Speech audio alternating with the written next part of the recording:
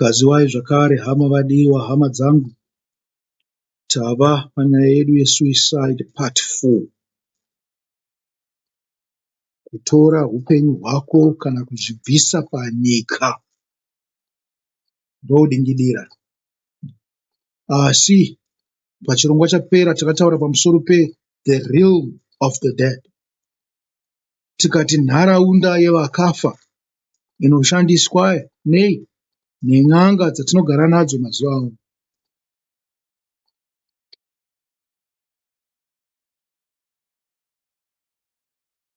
Patakataura panyaya yerealm of the dead, ndakati ndichakudzorerai zvino panyaya yesuicide. Kana muchikwanisa muzonoteererawo the realm of the dead. Ndichiri kudzorerai panyaya yesuicide, ndinoti pane suicide dzakawanda, asi suicide dziri paviri. Dziri paviri pokuti pane suicide inoendesa kuupenyu nesuicide inoendesa kurufu. Amen. Suicide inoendesa kuupenyu, kana kuti suicide that leads to life, and another suicide that leads to death. Kunoziva pane zvimwe zvaiitwa namaJapanese kudhara. MaJapanese aizviuraya dzimwe nguva kana paitika chinhu chakaipa, kana chinhu chinokonzesa kuti kusvoreka kwavanhu, kana kuti waita zvakaipa, kana kuti wakundwa dzimwe nguva, kana waita chinhu chinonyadzisa hanzi, dzimwe nguva aikumbira kuti uite sei, udimbure musoro wake. Kana maimboona kuti chifilmu chinonzi Shogun, kunemi madhara vachikurirei, kana kuti iye pachake ndiye aitora upenyu hwake nokuwira papfumbu rake. Izvi zvakanga zvitoneona, zvakanga zvinetone kukudzwa, asi zvinoenderanawo neshoko raMwari rinoti yatibvisei chakaipa panyika. MaJapanese zvakatonaka kuti utore upenyu hwako pane kuti urambe uchirarama nekunyadziswa kwose kunenge kuripo. Zvichida nekuti vanhu vangarambe vachitaura chinhu chakaipa chaunenge waita kana kukundwa kwako. Asi pane kumwe kutora upenyu kunoendesa kuupenyu. Kana tichadaro totarisa kunani? Kuna Jesu. Jesu wakaitawo suicide ipi? Muri kunzwa?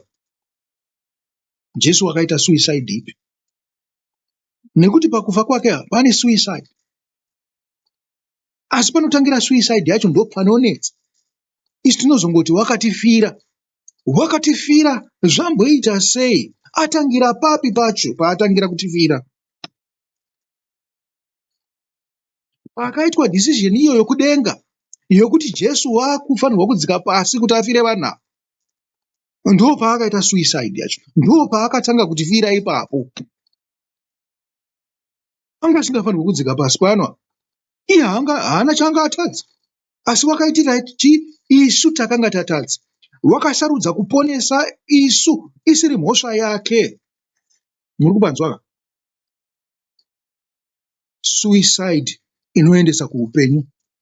Haana kungorashikirwa neupenyu hwake chete, asi akakwanisa kuhutora zvakare, akakwanisa kutipawo nesu isusu takanga takafa upenyu.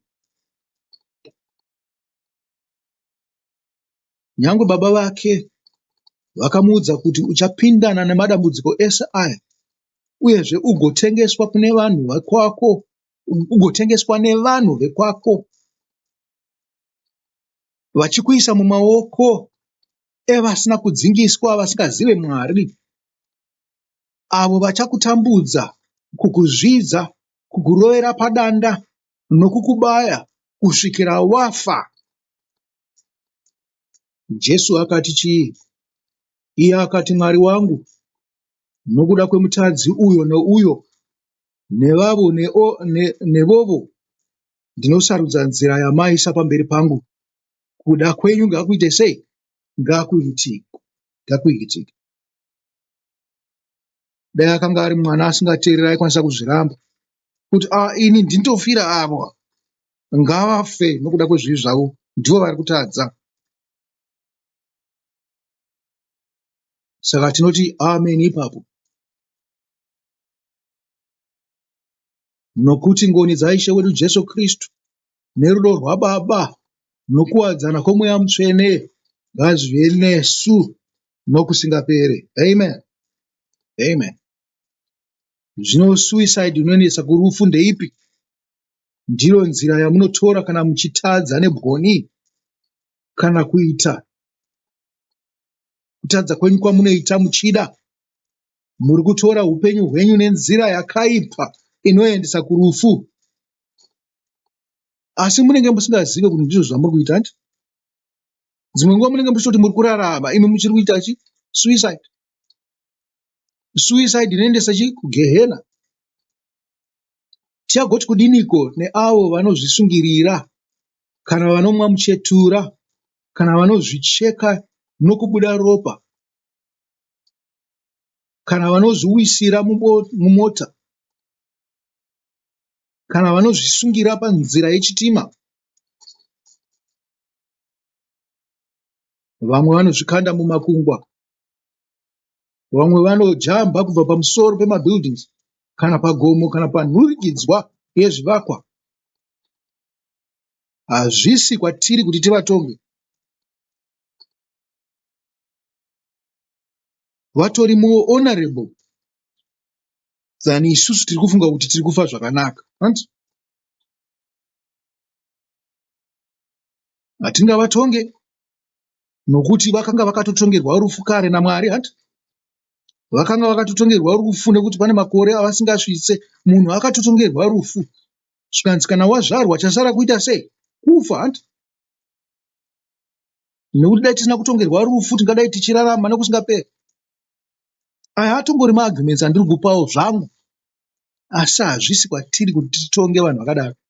Tichitadza kutongana isusu pachedu, kazhinji ndisu tinotokonzera kuti vanhu ivavo vafe.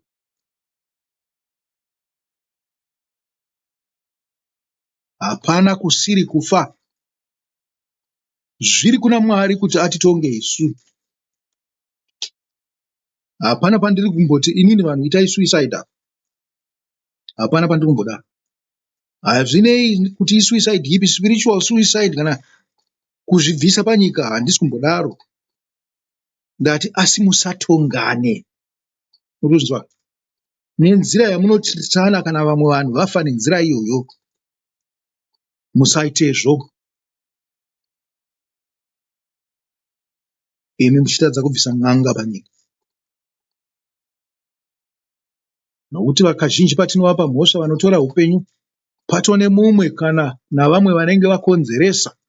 Saka ngatirege kutaura zvatisingazive, tichituka vafi, dzimwe nguva iri mhosva yedu yokuti vafa.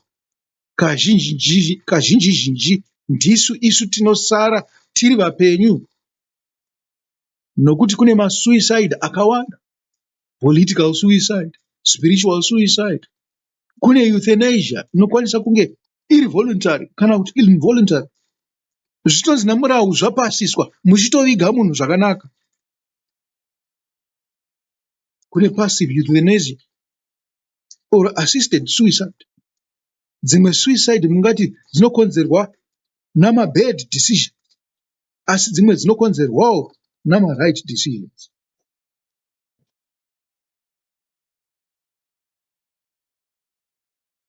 Kufa kwaIshe wedu Jesu Kristu kwakakonzerwa nekuti wakanga wafunga zvakanaka. Akaita zvake suicide, asi akanga afunga zvakanaka.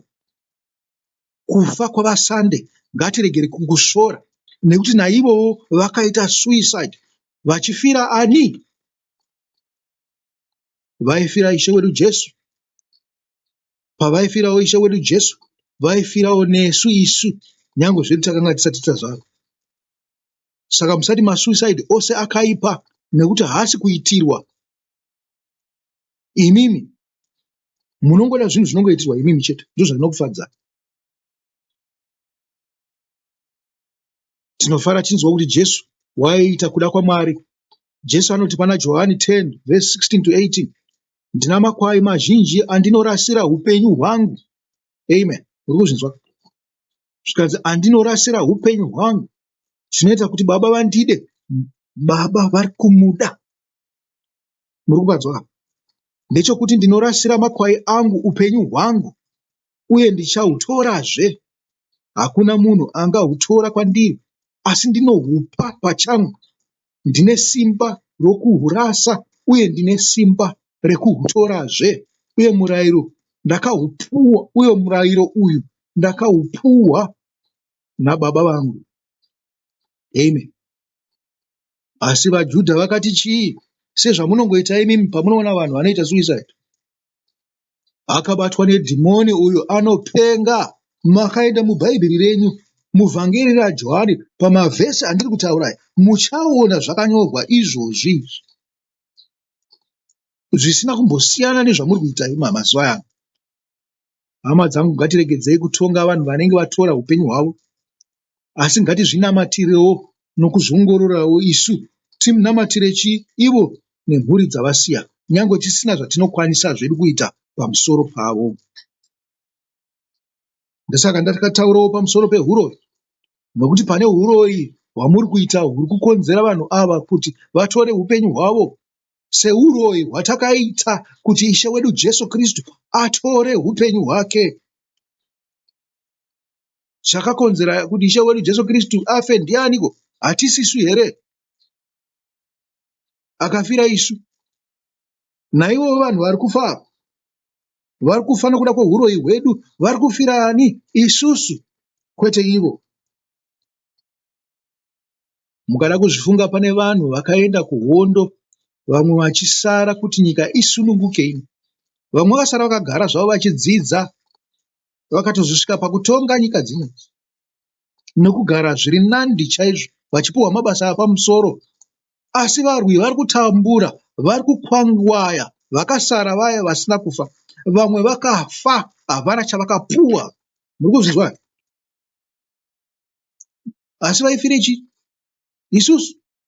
Vakanga vasingaiti suicide here? Dai vaiziva kuti nyika ichazenge yabudai so namatongerwo airi kuitwa, vangadai vasina kutsamwa here vakaregera kuenda kuhondo kwacho? Vakafa nechikonzero chedu isusu. Vaiitira munhu wose mutema pasi pano kuti hama dzavo dzigogara nokuwanda nekuzvarwa dzakasununguka. Asi vakaona matongerwo enyika ino, munoti vakafirei, vakaenderei kuhondo. Makasununguka here imi? Muno rufaro here mukati menyika yamunoti ndeyenyu, yamunogara, yamadziteteguru enyu?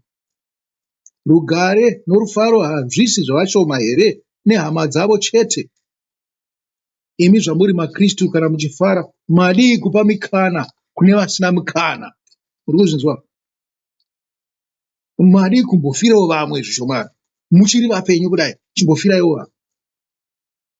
Jesu haana here kuti kuna jaya mupfumi, enda utengese zvose zvaunazvo, upe varombo, uye unditevere?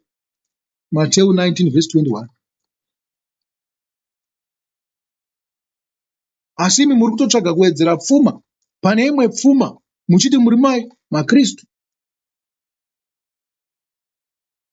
Sei muri kutya kuita zvakataurwa naIshe wedu Jesu Kristu? Ndo mubvunzo wangu wandiri kukubvunzai. Sei muri kuita imi spiritual suicide? Sei muri kuramba kuteerera Ishe wedu Jesu Kristu? Saka nemiwo muri suicide right? Kungoti kutora kwenyu upenyu hwenyu kunoendesa kurufu, kugehena, kwasiyana nokwaJesu. Wakafa ari murombo asina chinhu, nyange baba vake vakanga vakafunga. Akanga atitori chi? Achigara munzira dzemimisha. Anga ari chigunduru hanti?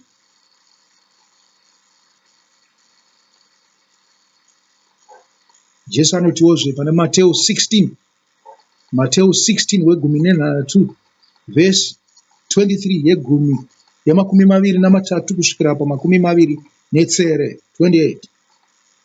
Enda shure kwangu Satani, unokudzireko zvenyika usina mufungo waMwari pauri, nokuti ani naani anorashikirwa neupenyu hwake nokuda kwangu achahuwana,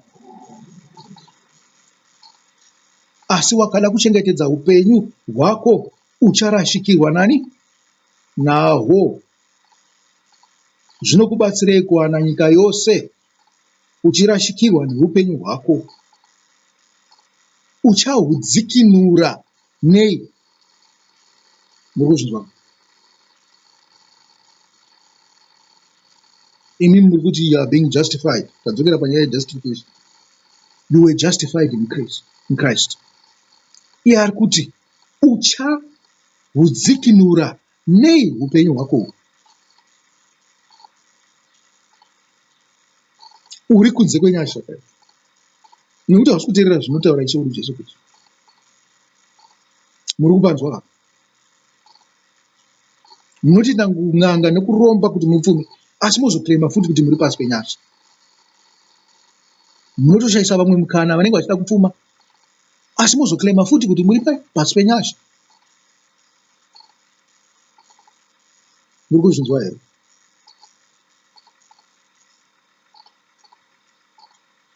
Jesu unotaura kuti pandinodzoka nekubwinya kwaBaba, ndichapa mumwe nemumwe sezvaakabata. Muri kuzvinzwa? Mubva mafunga uchi Judas Iscariot hama yenyu, nekuti pakutambudzika kwake kuti waurayisa akanga asina mhaka, wakatora upenyu hwake. Judas akanga ari more honorable than vanhu vazhinji kwazvo. Vanhu vazhinji vakafa vachitenda. Judas akanga ari more honorable than that.